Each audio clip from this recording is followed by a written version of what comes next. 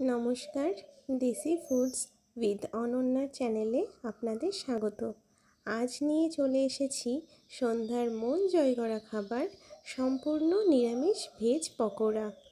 Veg pakora বানানোর জন্য প্রথমে পছন্দ অনুযায়ী সবজি বেছে তা কুচি করে নিতে হবে।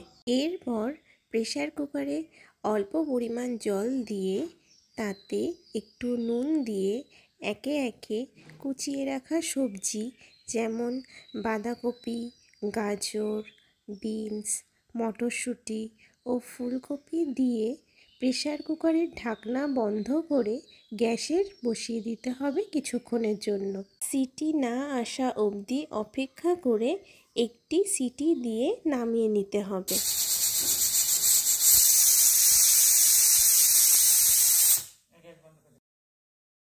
এরপর ঢাকনা খুলে সেদ্ধ সবজিগুলোকে একটি পাত্রে ঢেলে নিতে হবে। বেশ কিছুক্ষণ রেখে দিতে হবে ঠান্ডা হওয়ার জন্য।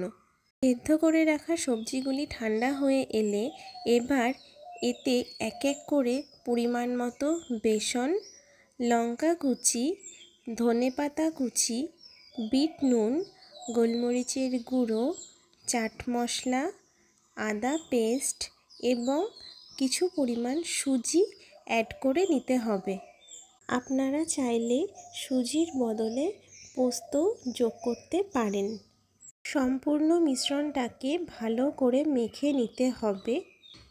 এরপর কড়াইয়ে তেল গরম করে তাতে ছোট ছোট সবজির মিশ্রণ ছেড়ে মিডিয়াম টু হাই হিটে ভেজে তুলে নিতে হবে। তাহলেই তৈরি মুচমুচে নিরামিষ ভেজ পকোড়া। আপনারা যদি সসের সাথে ভেজ পকোড়া ট্রাই করতে চান তাহলে এই সসটা চটজলদি বানিয়ে নিতে পারেন। এর জন্য একটা বাটিতে একটু আদা পেস্ট নিয়ে তাতে যে কোনো টমেটো সস বা কেচাপ দিয়ে তার মধ্যে একটু লেবুর রস আর বিট নুন দিলেই তৈরি হয়ে যাবে ভেজ পকোড়ার সাথে ট্রাই করার জন্য একটা দুর্দান্ত sauce.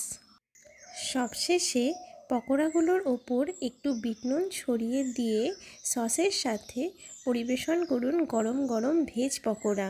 Thank you for watching.